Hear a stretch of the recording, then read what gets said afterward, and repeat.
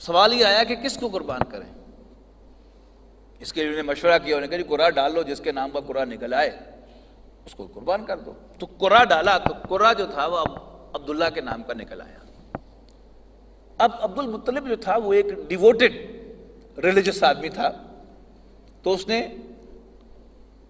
کوئی دوسری اپنے دل میں بات نہیں آنے دی، ایک ہاتھ میں چھری پکڑی اور ایک ہاتھ میں بازو پکڑا عبداللہ کا، اور اس کو لے کر کعبے کی طرف چلے کہ میں ایسے ذبح کرنے جا رہا ہوں، میری منت۔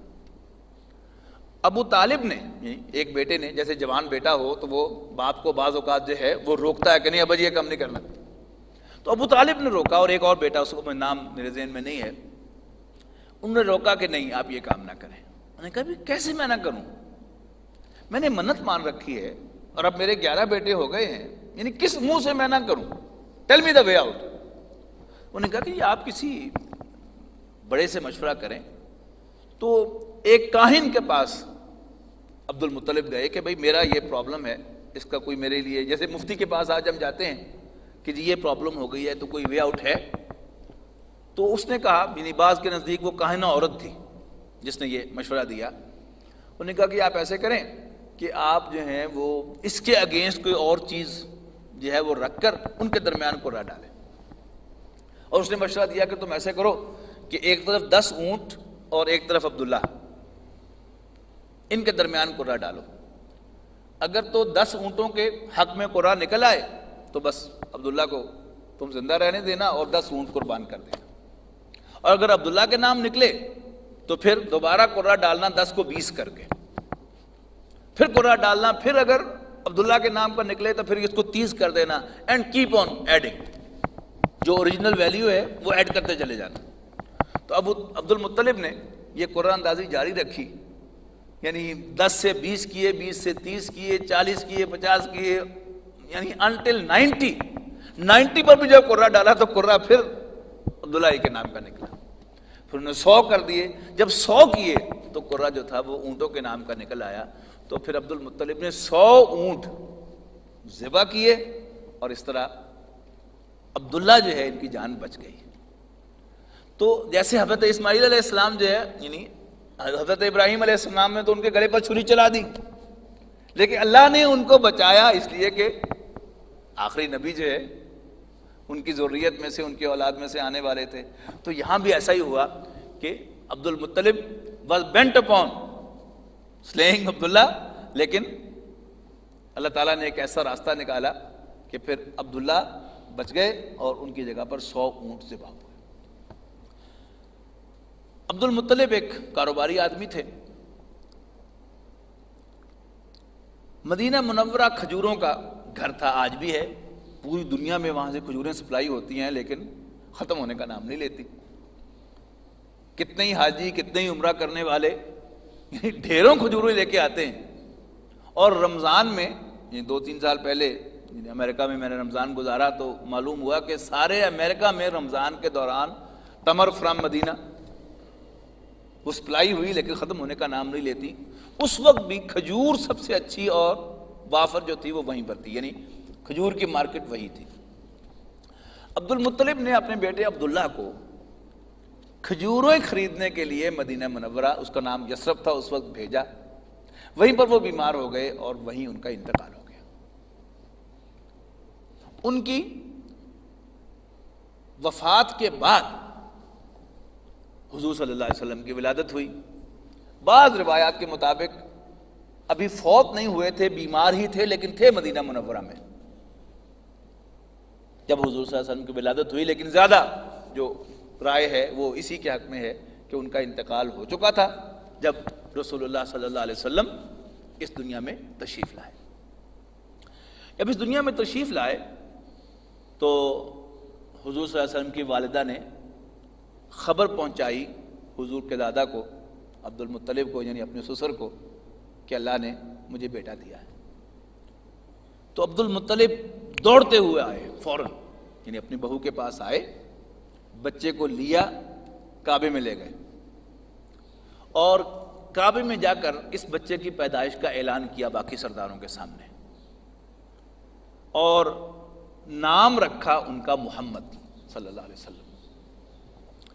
اب محمد ویسے تو عربی زبان کا لفظ ہے، یعنی حامدہ یا حمدوں سے بنا ہے، تعریف کرنا، حامد تعریف کرنے والا، اور محمد تعریف کیا گیا، یعنی تحمید سے محمد صلی اللہ علیہ وسلم یہ آپ کا نام انہوں نے رکھا۔ اب عربوں کے ہاں یہ اگرچہ عربی زبان کا لفظ تھا لیکن معروف نام نہیں تھا،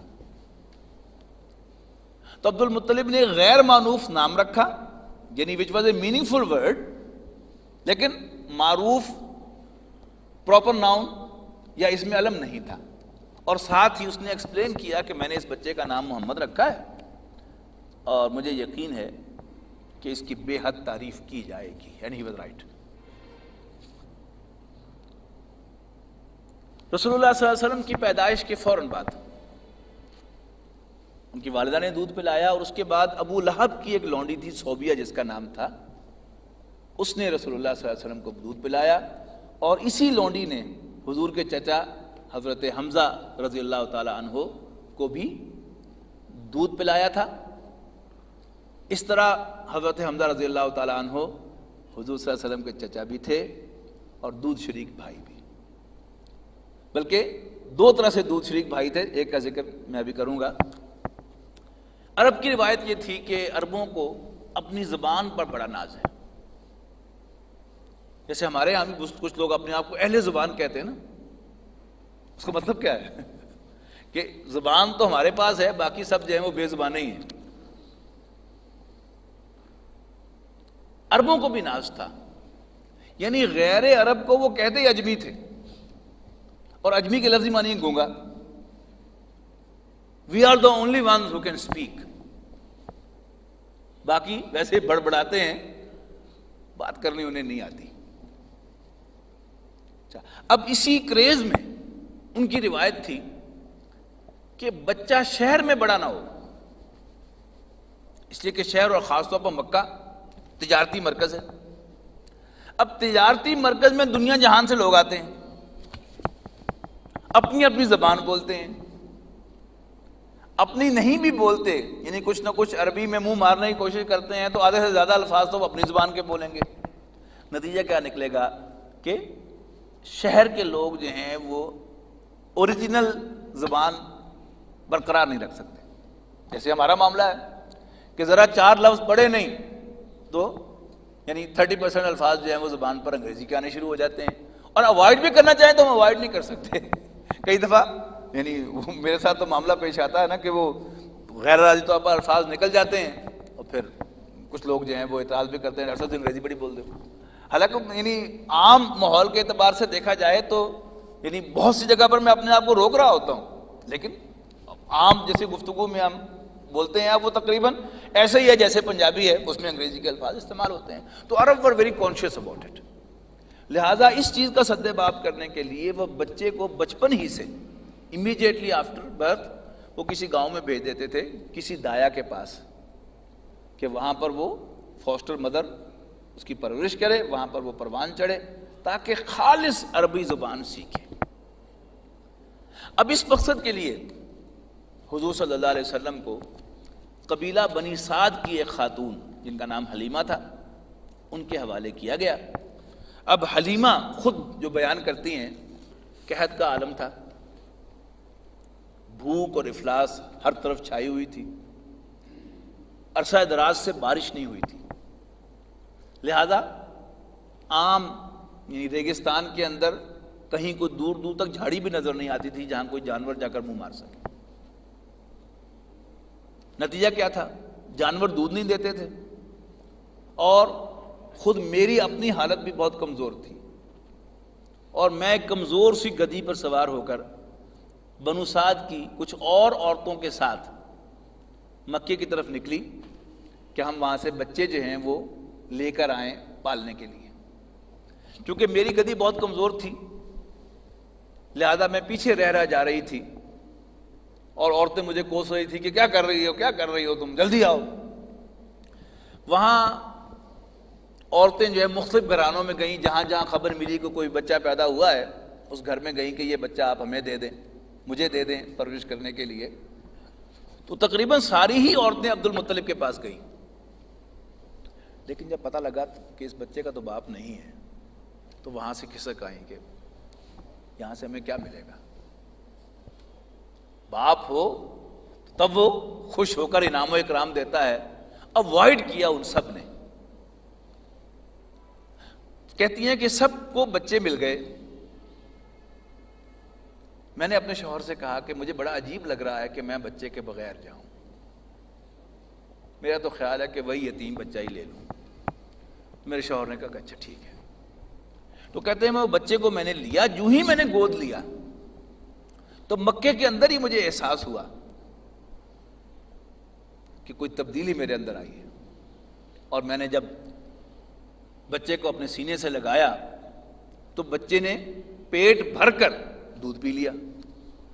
یعنی وہی عورت کے جو اپنی کمزوری کا یہ اظہار کر رہی تھی کہ کوئی دودھ میرے پاس نہیں تھا اپنے بچوں کو پلانے کے لیے. ایک اور بھی یعنی فاسٹر چائلڈ ان کے پاس تھا. اور وہ کہتی ہیں کہ رات کو بچے بلکتے رہتے تھے بھوک سے, جس کی وجہ سے ہم بھی سو نہیں سکتے تھے. اور ان کا شوہر کہتا ہے کہ میں اونٹنی کا دودھ دونے کے لیے, تو اس کا بھی تھن بھرے ہوئے تھے اونٹ تھے, انہوں نے بھی پیٹ بھر کر دودھ پیا اور رات کو ہم سکون سے سوئے. اب جب واپس اپنے گاؤں آ رہے تھے مکے سے, تو اب یہ جو گدی تھی حضرت حلیمہ کی, اب یہ سب سے آگے تھی. اب وہ عورتیں کہہ رہی تھی باقی کہ کیا کیا تم نے اس کو, نہیں جیسے کہیں نا کوئی کچھ کہتی ہوگی کیا ٹیکا لگایا ہے تم نے اس کو, یعنی ہماری زبان میں یوں کہیں کیا کھلا دیا تم نے اس کو.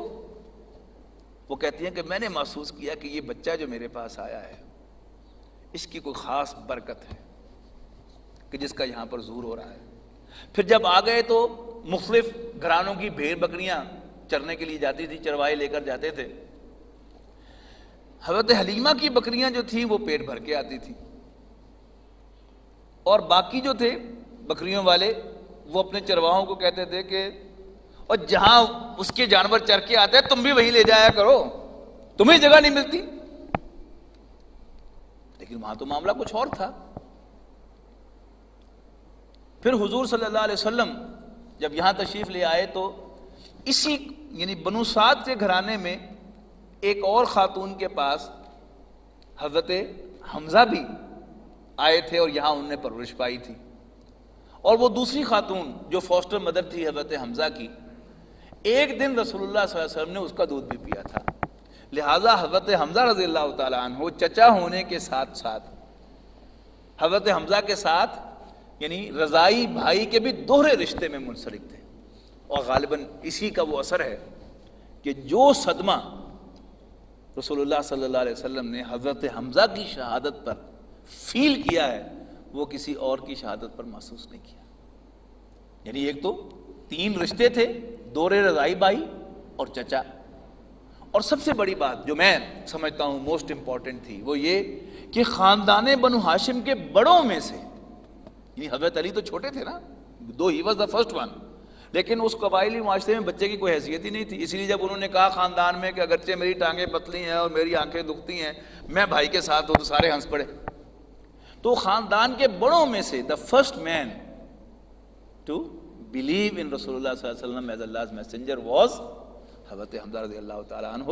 اور اس کو بڑا ویٹیج حاصل تھا حضور صلی اللہ علیہ وسلم کی نظروں میں کہ یہ پہلا شخص میرے خاندان میں سے ہے جو میرے ساتھ آ کر کھڑا.